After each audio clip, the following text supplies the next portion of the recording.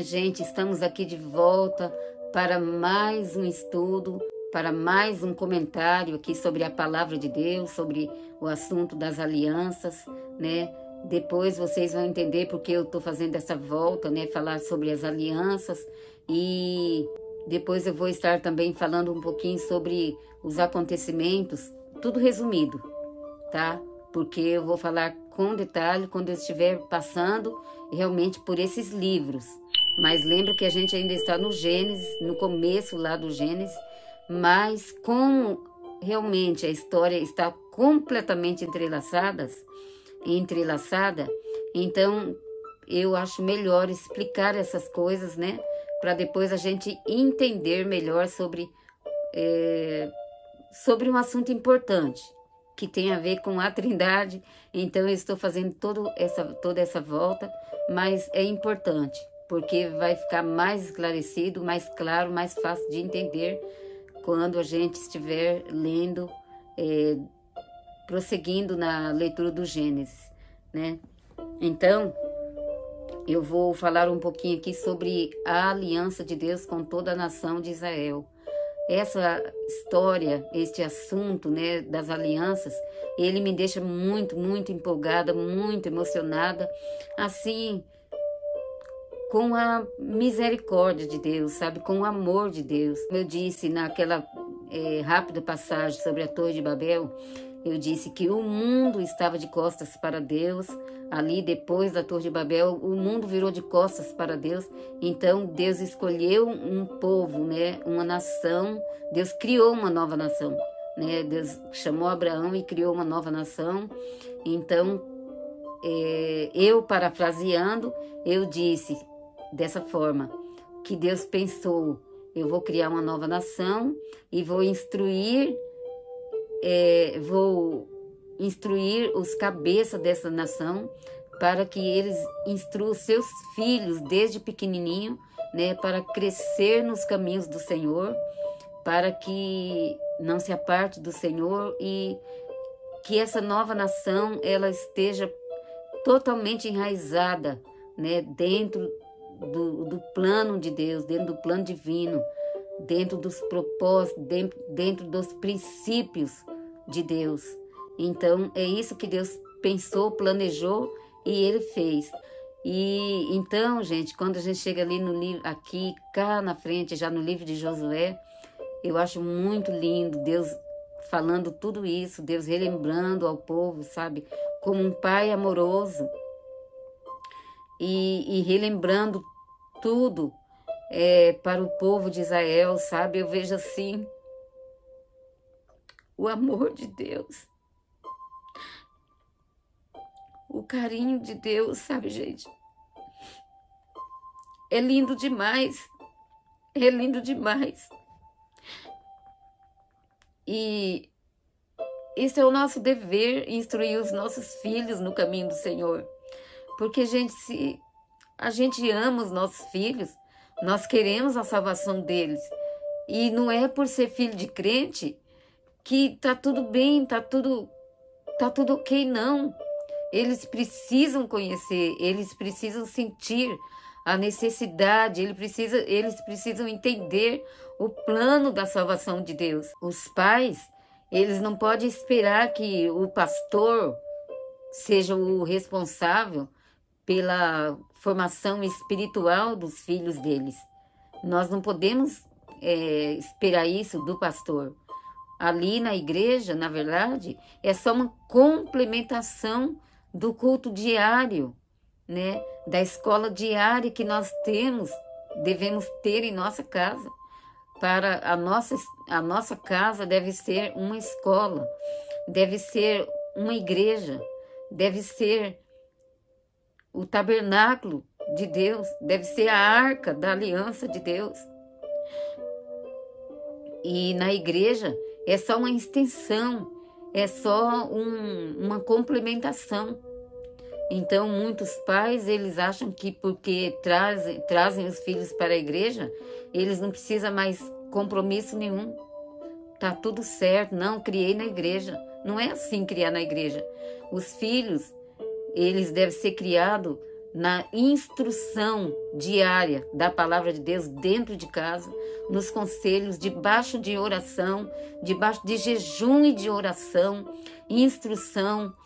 O pai e a mãe devem pôr a mão na cabeça dos filhos e orar todos os dias, repreender toda seta maligna. Nós devemos trabalhar, sabe, com todas as nossas forças em cima, sabe, dessa questão dos nossos filhos, para que eles e nós não sossegar até que nós ver Deus, né, ser gerado, Jesus, o Espírito Santo ser gerado nos nossos filhos. Nós não podemos nos conformar enquanto nós não sentir isso. Nós não devemos nos conformar. Então, se não estiver conseguindo com palavras e com testemunho de vida, então vamos complementar isso, vamos conquistar através da oração e jejum, porque nós não podemos cuidar, fazer o trabalho fora, enquanto a nossa casa está perecendo. Gente, eu estou fugindo um pouquinho aqui, mas é necessário. Como a gente vê a história do rei Ezequias. Ezequias foi um rei dos melhores reis de Israel, um homem temente a Deus. Ezequias foi uma bênção, um homem de Deus. Mas quando Deus disse para ele, prepara a tua casa porque vai morrer, né? Ele chorou amargamente, pediu a Deus ali, para Deus ter misericórdia dele. E Deus ouviu o clamor de Ezequias e mandou o profeta Isaías voltar lá e dizer para ele que Deus ia acrescentar 15 anos, né? Mas que depois do reinado dele, porque Ezequias fez algo que não devia, né? Ele expôs, mostrou as coisas que era de Deus, mostrou. Ele estava de amizade com alguns reis ímpios e ele mostrou a casa de Deus, os tesouros da casa de Deus. E Deus disse que no futuro esses reis voltariam e eles levariam tudo aquilo, toda aquela riqueza de Israel seria levada para Babilônia e tal. E só que o profeta disse, né? Mas não será nos teus dias, mas será nos dias do teu filho. E o que Ezequias disse? Ezequias disse, boa é essa palavra. Gente, como que é boa essa palavra? Se disse que vai acontecer aqui nos dias do filho de Ezequias. Ele deveria ter se lançado no chão e clamado ao Senhor durante os seus dias que Deus acrescentou, e ter clamado e ter instruído seu filho e ter lutado pelo seu filho. Mas ele não se importou. Nesse ponto, Ezequias foi muito egoísta. Ele se importou com ele, porque o profeta diz que nos dias dele haveria paz, mas nos dias do filho dele, do filho de Ezequias, viria esses inimigos. Então, quer dizer, Ezequias disse, bom, se não vai ser nos meus dias, boa é essa palavra. Nós não podemos ter a conformidade de Ezequias, de forma alguma. Nossos filhos são preciosos, eles têm uma alma eterna. Gente, eu me preocupo muito com a alma, e eu sei que todos vocês sofrem também, porque a gente conhece o que é a eternidade separado de Deus. É lamentável, é triste demais. E agora, quando se trata dos nossos próprios filhos, nós não podemos cruzar os nossos braços. Nós temos que lutar de unha e dente, espiritualmente falando. Espiritualmente, eu estou dizendo no sentido de oração e jejum, e de fazer a nossa parte, dando bom exemplo, amando nossos filhos, dando bom exemplo de servos de Deus e aconselhando eles, e jejum e oração em cima deles, enquanto a gente não vê Deus neles. Enquanto a gente não vê que houve uma genuína conversão, nós não podemos nos conformar. Nós temos que lutar por isso.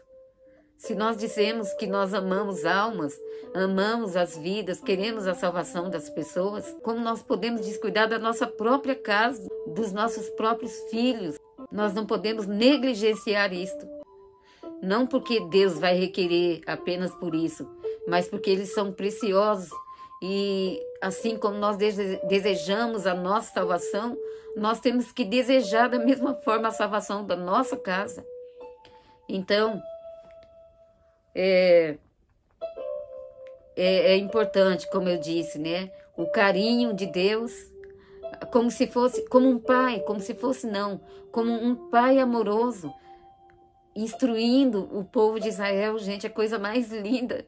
Depois eu vou estar lendo no livro de Josué, eu vou estar lendo ali quando Deus fala por meio de Josué, mas é Deus falando, Deus relembrando, assim como Deus disse, né? Instrua seus filhos, mostre para eles.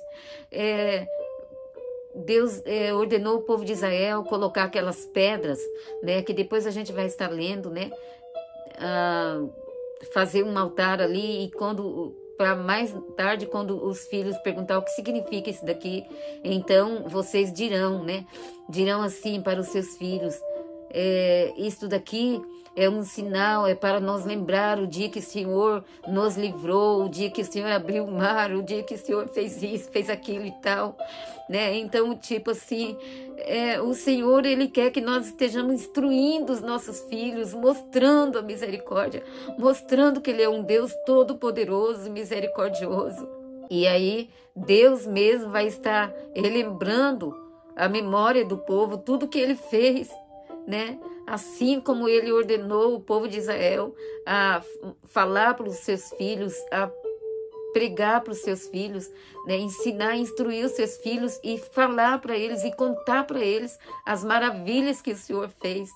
Isso para que eles venham a ter amor por esse Deus, a entender, a saber que este é o Todo-Poderoso, é o Deus que nos ama, que nos criou e que nos quer com Ele por toda a eternidade. E que fora de Deus não há Salvador, porque então essas histórias, elas são para nós ter conhecimento de quem é Deus, para nós entender todos os propósitos, os planos de Deus e o que é estar com Deus e o que significa estar fora de Deus, porque a diferença é infinita, a eternidade com ou a eternidade sem Deus. Então, nós temos que entender quem é esse Deus para que possa nascer nos corações o amor por Deus, o interesse de conhecer, né? De ter uma intimidade com esse Deus. A gente precisa falar quem é esse Deus, mostrar quem Ele é. Então, é isso que Deus está fazendo com o povo de Israel, né? Ele se colocando ali como um pai, e contando as suas maravilhas. Que coisa linda! É maravilhoso demais ver esse amor de Deus, esse carinho de Deus. Então eu vou ler aqui, quando Deus faz aqui a aliança com o povo de Israel. Eu gosto sempre de fazer um resumo para relembrar, né? Deus cria uma nação, instrui essa nação, faz aliança com os patriarcas, com os três primeiros patriarcas, os cabeças, né? E agora aliança com Moisés, né? E cada aliança Deus fala: eu sou o Deus de Abraão, teu pai, porque na verdade a Bíblia fala teu pai, não quer dizer que é o pai, né? No caso de Isaac, teu pai, no caso de Jacó, teu avô, mas a Bíblia não fala em avô, né? Ela continua falando pai, né? Então, quando Deus fala com Moisés, Deus disse também a Abraão, teu pai, né? Teu pai, sou o Deus de teu pai, Abraão, Isaque e Jacó, né? Porque é da descendência, da linhagem. Assim, igual quando diz, né? Jesus, filho de Davi. Jesus não é filho de Davi, ele é da linhagem de Davi, né? Mas essa é a expressão bíblica, né? Então, aqui agora Deus fez aliança com Moisés, agora Deus vai fazer aliança com toda a descendência de Isaac, com toda a nação de Israel que havia saído do Egito e há 3 meses estava a caminho de Canaã, e agora o povo chega no Monte Sinai e Deus vai fazer aliança com o povo de Israel, com toda a nação de Israel. Então eu vou ler aqui essa passagem. Cada versículo aqui é muito importante, então eu vou ler, sem pular, tá? Eu vou ler. Ao terceiro mês da saída dos filhos de Israel da terra do Egito, no mesmo dia, vieram ao deserto de Sinai, ao mesmo dia que tinha acontecido lá quando Moisés passou, né? Então era o mesmo dia, que dá a entender o mesmo dia do mês, mas isso aqui foi 3 meses depois da saída do Egito. Tendo partido de Refidim, vieram ao deserto de Sinai e acamparam-se no deserto. Israel, pois, ali acampou-se de fronte do monte, e subiu Moisés a Deus. Moisés subiu ao monte, e o Senhor o chamou do monte, dizendo: assim falarás à casa de Jacó, e anunciarás aos filhos de Israel: vós tendes visto o que fiz aos egípcios, como vos levei sobre as asas de águias, e vos trouxe a mim.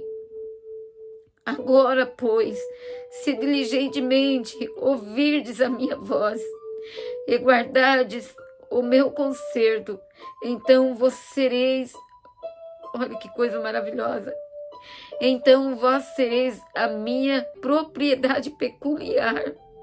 Que coisa maravilhosa. Então sereis a minha propriedade peculiar dentre todos os povos, porque toda a terra é minha. E vós me sereis reino sacerdotal e povo santo. Estas são as palavras que falarás aos filhos de Israel. E veio Moisés e chamou os anciões do povo e expôs diante deles todas essas palavras que o Senhor lhe tinha ordenado. Então todo o povo respondeu a uma voz e disse: tudo o que o Senhor tem falado, faremos. E relatou Moisés ao Senhor as palavras do povo.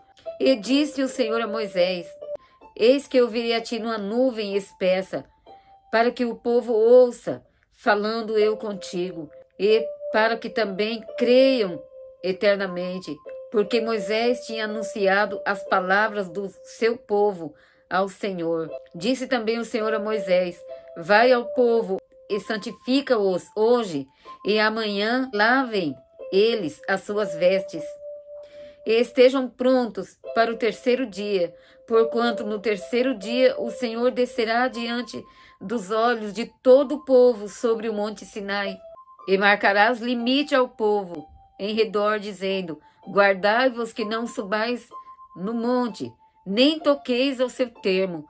Todo aquele que tocar no monte certamente morrerá. Porque naquele instante ali, quando Deus estava dizendo, né, desce lá Moisés e coloca limite, coloca termo, não deixa o povo se aproximar do monte, porque naquele instante, né, quando isso estivesse acontecendo e quando Deus estivesse ali no monte, então esse monte ele seria tão santo como se fosse a arca de Deus. Então o povo não poderia chegar ali e tocar, mas Moisés ele podia, porque ele estava sendo como um sacerdote ali no caso, né? Então Moisés, ele como um homem que tinha um chamado de Deus, um homem que era separado para a obra de Deus como um sumo sacerdote, né? Então Moisés, ele podia subir até Deus, mas o povo não podia, porque Deus mandou pôr limites, né? Marcarás limite ao povo ao redor, dizendo: guardai-vos que não subais ao monte, nem toqueis nele, né? Como aquele dia, né? Como na arca, que não podia tocar. A arca era conduzida pelas varas, né? Então os sacerdotes colocavam as varas nos ombros, então ali eles erguiam a arca da aliança, descia a arca da aliança, mas segurando só nas varas, não podiam tocar na arca, porque o Senhor estava na arca, a glória do Senhor estava ali. Então aqui o Senhor colocou termos também, né? Então Moisés desceu ao monte, santificou o povo, e o povo lavaram as suas vestes, e disse ao povo, Moisés, né, disse ao povo: estáis pronto ao terceiro dia, e não chegueis a mulher, quer dizer, não tenha intimidade com suas mulheres nesses dias, né? Porque era uma santificação completa. E aconteceu ao terceiro dia, ao amanhecer, que houve trovões e relâmpagos sobre o monte. Imagina, gente, a glória de Deus neste lugar. E aconteceu ao terceiro dia, ao amanhecer, que houve trovões e relâmpagos sobre o monte, e uma espessa nuvem, e um zunido de buzina muito forte, de maneira que estremeceu todo o povo que estava no arraial. E Moisés levou o povo fora do arraial ao encontro de Deus, e puseram-se ao pé do monte, e todo o monte Sinai fumegava, porque o Senhor descera sobre ele em fogo, e a sua fumaça subia como fumaça de um forno, e todo o monte tremia grandemente, e o zunido da buzina ia crescendo em grande maneira. Moisés falava e Deus lhe respondia em voz alta. Que coisa maravilhosa! E todo o povo ouvia. E descendo o Senhor sobre o monte Sinai, sobre o cume do monte, chamou o Senhor a Moisés ao cume do monte. E Moisés subiu. E disse o Senhor a Moisés: desce, protesta ao povo. Deus disse de novo: vai e protesta ao povo, para que não traspasse o termo, para ver o Senhor. Nós vemos aqui que as coisas de Deus é muito séria, é seríssima, né? Olha o zelo de Deus. Ele disse aqui, né? Marca termo, marca limite, Moisés. Aqui, de novo, Deus disse: desce, Moisés, e protesta. Olha só a palavra forte que Deus disse: desce, protesta ao povo, que não traspasse o termo, para ver o Senhor, a fim de muitos deles não perecerem. Como é sério as coisas de Deus, né? Como é gloriosa e séria as coisas de Deus. Então, no próximo vídeo, eu vou estar, com a graça de Deus, concluindo sobre esta aliança com toda a nação de Israel. Então, até lá, fiquem com Deus.